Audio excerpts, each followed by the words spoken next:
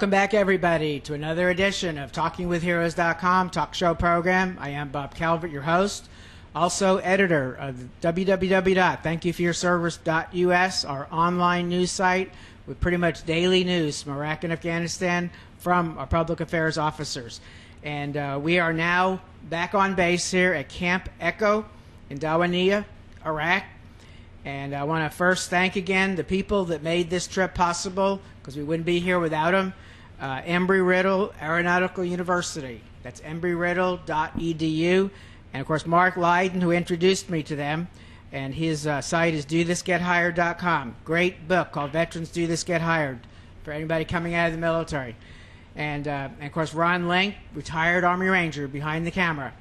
And so we're having a great time here. It's nice to be out of the heat a little bit. And we're here with the 3rd Squadron still, 3rd ACR. And we're going to be talking with some soldiers here with Red Platoon, Lightning Troop, and White Platoon. And what I'm going to do, guys, is I'm going to kind of put the camera here, the mic in front of you, and introduce yourself, who you are, where you're from, how long you've served, and then I'll ask you a couple questions about your service here, okay? So why don't you introduce yourself? My name is Specialist Kalinowski from California. I've been in the Army a little over 2.5 years. Okay, and is this your first deployment then? Oh, yes, sir. First deployment. Okay. Private First Class Deason, Texas. Been over a little 2 years myself, and this is also my first deployment. Okay. Specialist Postle. I'm from Virginia, and I've been in the Army for 2 years now. Yeah, why don't you talk a little bit about your experience here on the deployment? You can share with the American people a little bit about progress you've seen. You basically took over for 3rd ID. Talk about what it was like when you got here and what it's like now. It hasn't really changed much. I mean, the security's gotten a little bit better. We don't get mortared as much, I guess.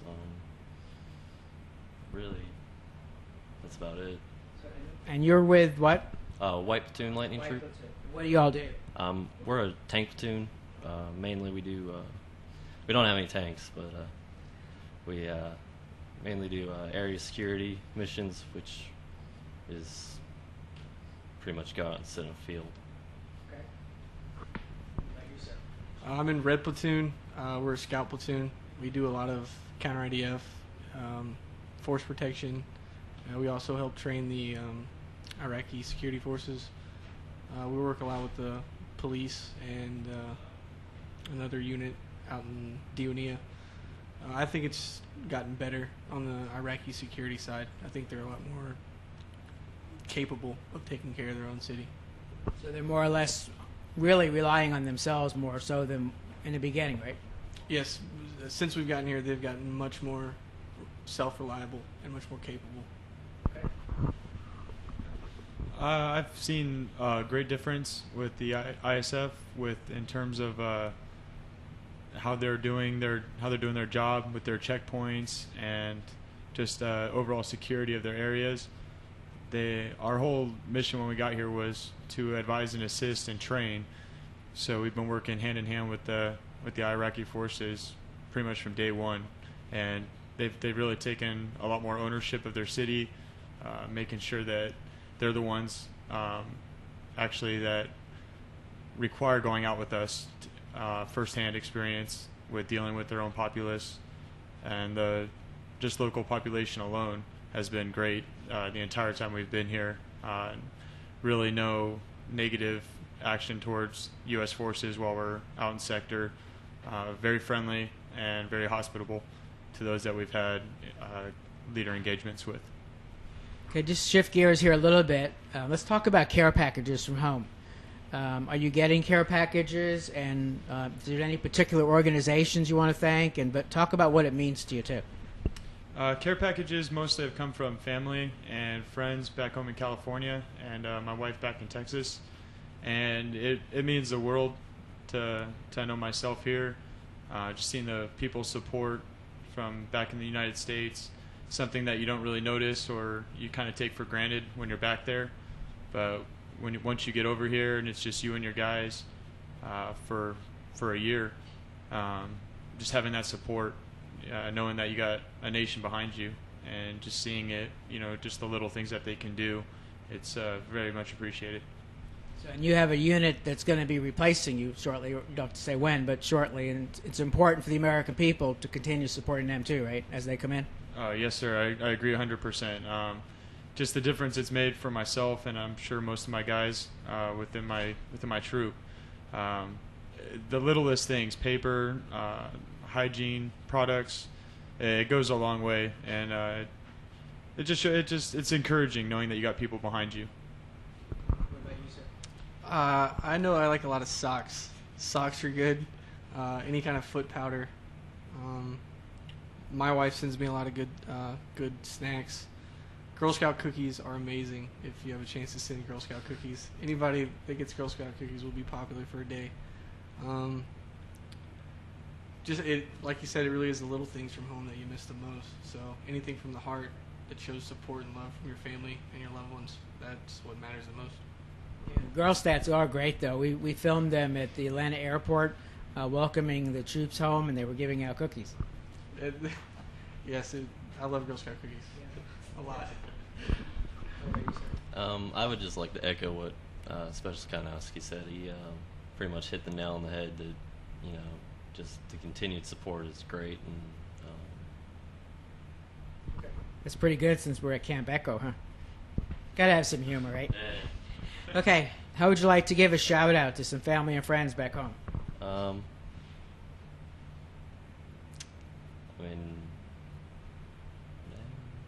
no, not really. I would like to give a shout out to my beautiful wife Kim back home in Texas. I'll see you soon.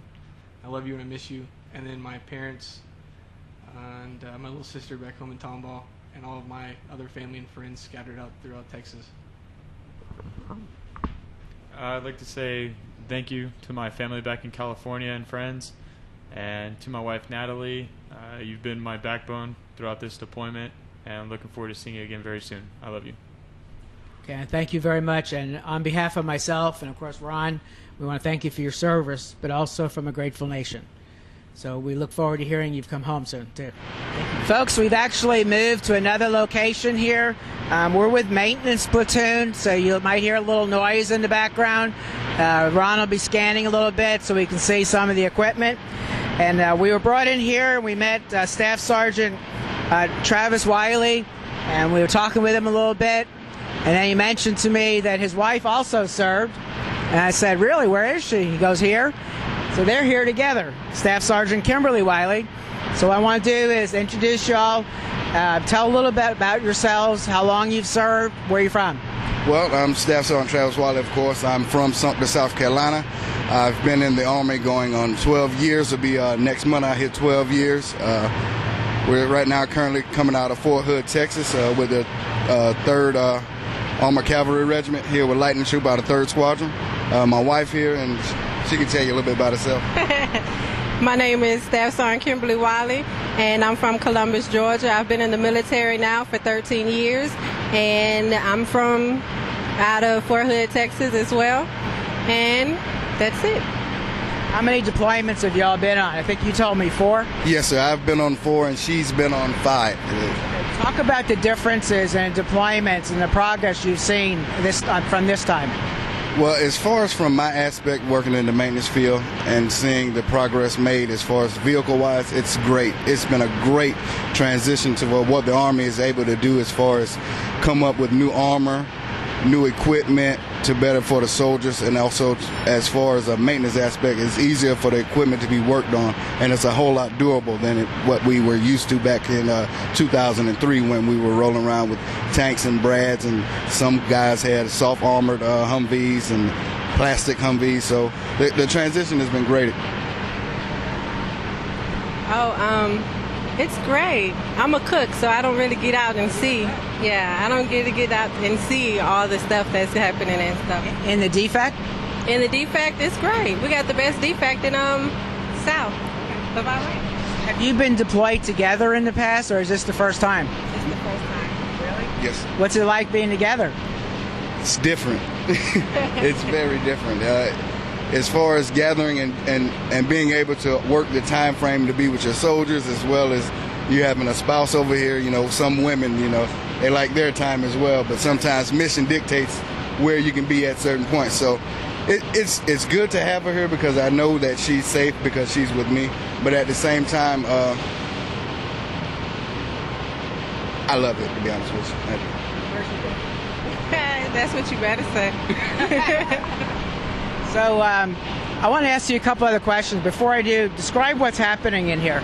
Okay, initially here we have vehicles that are being in service. What's happening with these vehicles are the maintenance teams are going through replacing all the seals and oils to make sure that these vehicles are good and won't break down on the guys when they go out the wire. Here we have our Bradley fighting vehicles. Right here what we're doing with these is we're again making sure that they are mission prepped and ready to go. All the systems are operating correctly so that once the guys get outside the wire they don't run into any problems that may prevent them or may hinder them in a time of need when they really need these vehicles as well. You can hear the sounds in the background. You have other maintenance teams working as well. A lot of guys are trying to prep and get themselves ready to go, cleaning up equipment and making sure everything's ready to get packed out as well. Okay, why don't you talk about care packages? I'm sure you're getting some from back home, maybe some organizations, churches, families. Talk about that and what it means to you. Well, a lot of the care packages we receive, and I would like to thank the 3rd Armored Cavalry Regiment, FRG, for those.